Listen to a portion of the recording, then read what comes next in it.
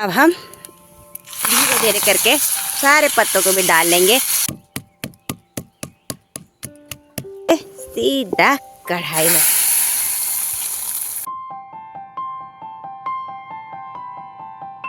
Hello जी, प्रणाम। मैं हूँ ज्योति और स्वागत है आप सभी का देवभूमि उत्तराखंड के इन खूबसूरत से पहाड़ों से। आज मैं अपने ब्लॉग की स्टार्टिंग दिन के लगभग 12 बजे के आसपास से कर रही हूँ। इसी के साथ हमारा खाना बनाने का टाइम भी हो गया है। तो फिर से मैं आप सभी के साथ एक उत्तराखंड की पहाड़ी स्पेशल रेसिपी शेयर करने वाली हूँ।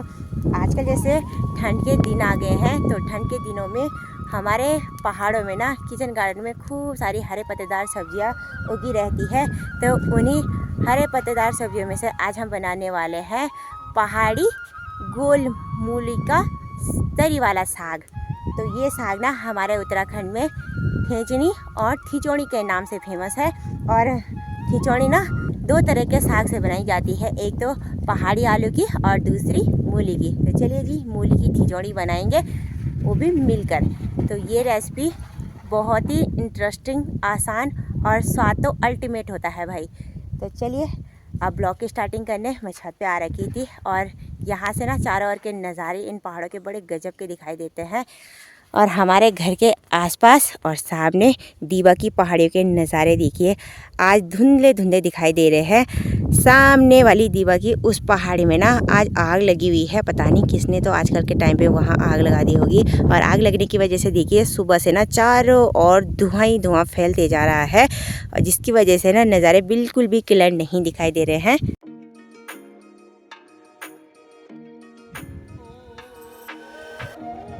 ये मैं पहुंच चुकी हूँ अपने किचन गार्डन में। और आजकल हमारे किचन गार्डन में देखिए मेरे ठीक पीछे इस छोटे से सगोड़े में ना खूब सारी पहाड़ी मूली हो रखी है, और ये सगोड़ा हरा भरा हो रखा है भाई। तो चलिए जी, अब हमें मूली की खिचड़ी बनाने के लिए ना पहाड़ी मूली की ज़रूरत पड़ती है। तो जो पहाड़ी मूली होती है ना, उसका साइज़ गोल आकार का होता है। देसी मूली तो लंबी होती है, और जो पहाड़ी मूली होती है ना, इसकी खिचड़ी बहुत ही स्वादिष्ट बनती है भाई।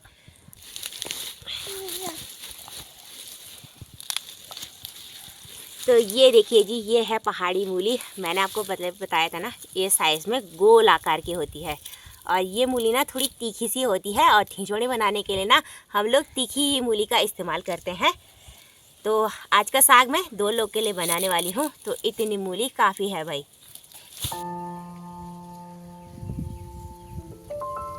तो देखिए जी, मैंने 2 गोल साइज़ की मूली निकाली है। और अब साग बनाने से पहले ना इन मूलियों को अच्छे से धोना पड़ेगा, क्योंकि देखिए इनमें काफ़ी सारी मिट्टी जमी हुई है, और साथ साथ में काफ़ी सारी एक्स्ट्रा जड़ें भी हैं भाई इन मूलियों में, ये देखिए। और मूली के ऊपर के हरे पत्ते ना हम फेंकेंगे नहीं, इन्हें हम भैंस के लिए रख देंगे। मूली को मैंने अच्छे से धो लिया है 3-4 पानी से, और सारी एक्स्ट्रा जड़ें भी इससे अलग कर ली है मैंने। तो आज की खिचड़ी में जैसे 2 लोग के लिए बना रही हूँ, तो मैंने देखिए एक पूरी मूली ली है छोटे साइज़ की, और एक आधी। तो जो ये खिचड़ी बनती है ना मूली की, तो इसे बनाने के लिए हमें मूली को पूरा नहीं काटना पड़ता है। काटते हैं लेकिन मोटे मोटे टुकड़ों में काटते हैं। तो चलिए जी, अब ना हम एक बारी में मूली के मोटे मोटे टुकड़े कर लेंगे, और उसके बाद हम इन कटे हुए टुकड़ों को ना यहाँ सिलवट्टे में कूट लेंगे।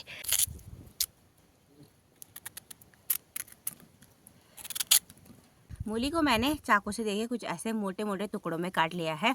अब इन सारे कटे हुए टुकड़ों को ना इस पत्थर की मदद से सिलबट्टे में बारीक करके कूट लेंगे भाई। ये जो मूली की डिश बनती है ना, इसे बनाने में सिलबट्टे का इस्तेमाल बहुत ज़रूरी होता है।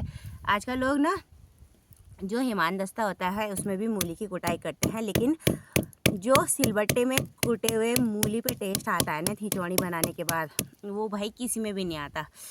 तो हमारे पहाड़ों में ना बिल्कुल पुराने तरीके से ही मूली की खिचड़ी बनाई जाती है। मूली को मैंने सिलबट्टे में ना ज़्यादा मोटा और ना ज़्यादा बारीक, कुछ ऐसा मीडियम साइज़ का खींच लिया है।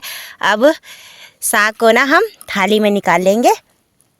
अभी हम सिलबट्टे का इस्तेमाल दोबारा करने वाले हैं लहसुन की कलियों को पीसने के लिए। तो ये लीजिए पहाड़ी लहसुन, और 3 लहसुन की कलियाँ मैंने पेस्ट बनाने के लिए छिली हुई है। बाकी 3-4 कलियाँ मैंने तड़के में डालने के लिए बारीक बारीक पहले ही काट ली है।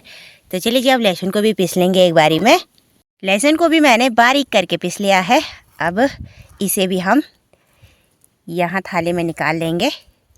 आज की कुकिंग मैं अपने आंगन में इस लेंटर पे करने वाली हूँ हमेशा की तरह। यहाँ पे ना अभी दिन के टाइम पे प्यारी सी तेज़ धूप भी खिली रहती है और सर्दियों के टाइम पे ना किचन में खाना बनाने में ठंड लगती है, तो इस वजह से मैं ज़्यादातर खाना यहीं पे बनाना पसंद करती हूँ। यहाँ पे उजाले की भी दिक्कत नहीं होती है। और आग मैंने अंगीठी में पहले ही जला ली है। आज के खाने को मैं लकड़ी वाले चूल्हे पे ही बनाने वाली हूँ, पहाड़ों के तरीके से ही। अब साग बनाने के लिए मैं इस्तेमाल कर रही हूँ एल्युमिनियम की कढ़ाई का। वैसे तो हमारे पहाड़ों में इस साग को ना लोहे की कढ़ाई में बनाना पसंद करते हैं सभी लोग, लेकिन मैं ये साग ना 2 लोग के लिए बना रही हूँ। हमारे पास लोहे की कढ़ाई तो है लेकिन वो बहुत बड़ी है, तो साग 2 लोग के लिए बन रहा है, तो इसलिए मैं छोटी कढ़ाई का ही इस्तेमाल करूँगी। अब तेल डाल देंगे सरसों का 1 बड़ा चम्मच। सरसों के तेल में बनाया हुआ साग ना बहुत ही टेस्टी लगता है खाने में। वैसे तो लोग घी में भी बनाते हैं इस साग को, लेकिन आज हम सरसों के तेल में ही बनाने वाले हैं। तेल बहुत तेज़ गर्म हो गया है, धुआं आने लग गया है। अब लगा लेंगे हम मसाला दानी से पहाड़ों का स्पेशल सा तड़का, यानी कि चिरौन का तड़का। तो हमारे पहाड़ों में सभी तरह के खान पान में सरसों के दानों का ही तड़का लगता है। और साथ ही साथ हम डाल देंगे थोड़े से दाने धनिए के भी। दोनों तरह के दाने बहुत तेज चटकने लग गए हैं। अब हम कटी हुई लहसुन की कलियों को भी कढ़ाई में साथ में भुनने के लिए डाल देंगे। लहसुन की कलियां भुनने के बाद सुनहरे रंग की हो गई है। अब हम साग को भी डाल देंगे साथ में भुनने के लिए। 1 मिनट तक साग को अच्छे से भून लेंगे। साग को मैंने 1 मिनट तक अच्छे से भून लिया है। अब आती है मसाला दानी से मसाला डालने की बारी। तो भाई मसाला दानी में जितने भी तरह के मसाले और तड़के हैं ना, ये सारे हमारे अपने घर के ही है। तो अब आधा चम्मच डाल देंगे हल्दी पाउडर, और 1 चम्मच डाल देंगे मिर्च पाउडर, 1 चम्मच डाल देंगे धनिया पाउडर, और 1 चम्मच डाल देंगे काली मिर्च ज़ीरा पाउडर, और साथ ही साथ स्वाद के अनुसार डाल देंगे नमक। तो नमक मैं 1.5 चम्मच के करीबन डाल रही हूँ, क्योंकि इस साग को हम चावल के साथ खाने के लिए बना रहे हैं तरी वाला। तो भाई भात में ना नमक कम लगता है। बाकी ये जो मूली की खिचड़ी रहते हैं ना, इसे हम रोटी और चावल दोनों चीज़ों के साथ खाना बड़े चाव से पसंद करते हैं। मसालों को भी अब 1 से 2 मिनट तक अच्छे से भून लेंगे। मसाला डालने के बाद साग को मैंने 3 से 4 मिनट तक अच्छे से भून लिया है। और अभी देखिए मसालों ने ना कढ़ाई में साइड पे तेल भी छोड़ दिया है। अब साग को पकाने के लिए हम इस्तेमाल करेंगे पानी का। तो इस साग को पकाने के लिए ना आप ठंडे और गर्म दोनों तरह के पानी का इस्तेमाल कर सकते हैं। मैं तो ठंडे पानी का ही इस्तेमाल कर रही हूँ। तो यहाँ पे मैंने ले लिया है ये छोटा सा बर्तन लोटा, तो ये आधे लीटर का 1 लोटा है। तो देखिए साग को ना हम चावल के साथ खाने के लिए बनाएंगे तो तरीदार बनाएंगे। तो मैंने इस बर्तन से 2 लोटे पानी डाल दिए हैं। पानी डालने के बाद साग को अच्छे से चलाकर मिक्स कर लेंगे। तो चलिए जी, अच्छे से मिक्स हो चुका है साग पानी के साथ। अब ना साग को हम कम से कम 10 मिनट तक लकड़ियों की तेज़ आंच पे पकने के लिए छोड़ देंगे। साग को चूल्हे पे पकते हुए 10 से 15 मिनट हो चुके हैं। कढ़ाई से देखिए एक्स्ट्रा पानी सारा सूख हो चुका है और गाढ़ा गाढ़ा मूली की खिचड़ी बनके हो गई है तैयार। और देखिए साग ना अच्छे से पक चुका है। कलर ही साग का बता रहा है कि साग अच्छे से बन चुका है। अब इस साग का टेस्ट बढ़ाने के लिए हमारे पहाड़ों में ना दूध डाला जाता है। तो इस गिलास में मैंने थोड़ा सा दूध ले रखा है, आधे कप के करीबन। अब दूध को भी साग के साथ अच्छे से मिक्स कर लेंगे। भाई दूध डालने के बाद ना इस साग का जो स्वाद होता है ना, वो गजब का होता है। और छोटे छोटे बच्चों को दूध बहुत ज़्यादा पसंद होता है। तो भाई हमारे पहाड़ में बच्चे, जवान और बुजुर्ग सभी लोग ना इस साग को बड़े चाव से खाना पसंद करते हैं। दूध डालने के बाद 1 उबाल आने तक और पका लेंगे साग को। और हमने देखिए थाली में धनिया भी काट के रखा हुआ है।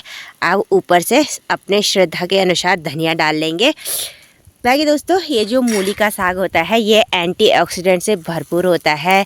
हमारे शरीर में इम्यूनिटी पावर बढ़ाने में काफ़ी हेल्पफुल होता है इस साग का सेवन। साथ में कई सारे विटामिन, आयरन और पोषक तत्व तो भरपूर होते हैं इस साग में। डायबिटीज़ के पेशेंट के लिए इस साग का सेवन काफ़ी फ़ायदेमंद होता है, शुगर को कंट्रोल करता है। और साथ ही साथ जिन लोगों का ब्लड प्रेशर हाई रहता है ना, तो ब्लड प्रेशर को कंट्रोल करने में भी इस साग का सेवन काफ़ी हेल्पफुल रहता है। तो खिचौड़ी में दूध डालने के बाद एक उबाल भी अच्छे से आ गया है और इसी के साथ अब हम कढ़ाई को चूल्हे से नीचे उतार लेंगे।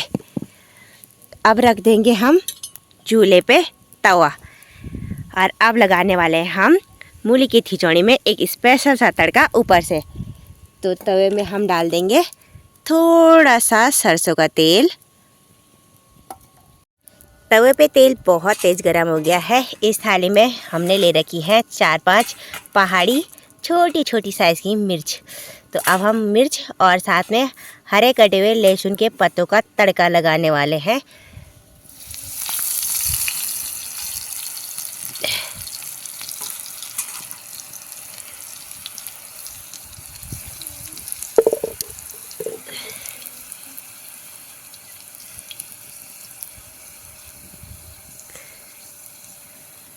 तो लाल मिर्चें भी फूल चुकी हैं और साथ में लहसुन के पत्ते भी हल्के सौते हो गए हैं। अब स्पेशल से तड़के को डाल देंगे सीधा कढ़ाई में। मूली की खिचौड़ी, चावल, हरा साग, ये तीनों चीज़ें बनके तैयार होगी है। और इसी के साथ साथ अभी मैंने माल्टे का सलाद भी काट दिया है खाने के लिए। पापा जी ने तो थोड़ी देर पहले ही लंच कर लिया था और अभी के टाइम पे मैं और अयांश ही रह गया है लंच करने के लिए। तो चलिए जी, एक बार मैं लंच की थालियाँ परोस लेती हूँ। मेरे और अयांश की लंच की थाली भी लग के तैयार हो गई है। आज के लंच में मैंने बनाया है पहाड़ी स्पेशल मूली की खिचौड़ी का साग। इसी के साथ मैंने चावल भी बनाया है। साथ ही साथ मैंने मूली के पत्तों का हरा साग भी बनाया गया है और साथ में माल्टा भी ले रखा है भाई खाने के लिए। पहाड़ों में माल्टे खूब सारे पक रहे हैं आजकल। तो भाई माल्टों का सलाद बहुत ही मीठा होता है खाने में, खट्टा मीठा सा। साथ में भुनी हुई लाल मिर्चें भी है भाई। तो अभी हम खाना खा ही रहे थे, तो अभी के टाइम पे देखिए सोम्या भी आ गए हैं हमारे साथ लंच करने के लिए और माल्टे का सलाद खा रही है भाई। है खाना कैसा हो रहा है? चल टेस्ट करो तो कैसी बनी खिचौड़ी खाओ। तो आज का लंच इन पहाड़ों की खूबसूरत सी वादियों के बीच मैं बच्चों के साथ खाने वाली हूँ। अभी एक बार टेस्ट करके देखते हैं कि बना कैसा है।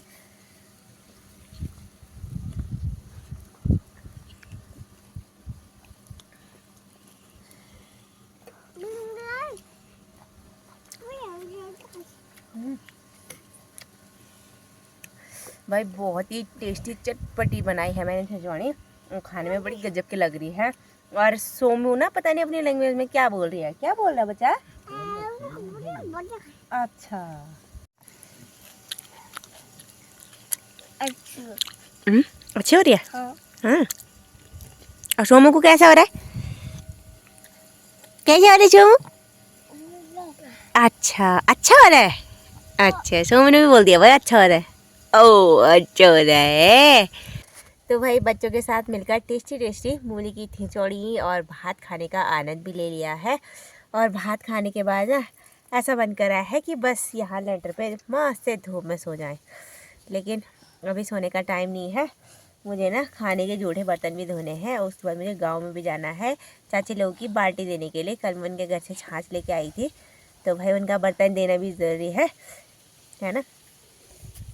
और सोमू ने देखिए बस से खाया गोदी में बैठ गई है। सोमू बहुत बदमाश है हमारे सोमू।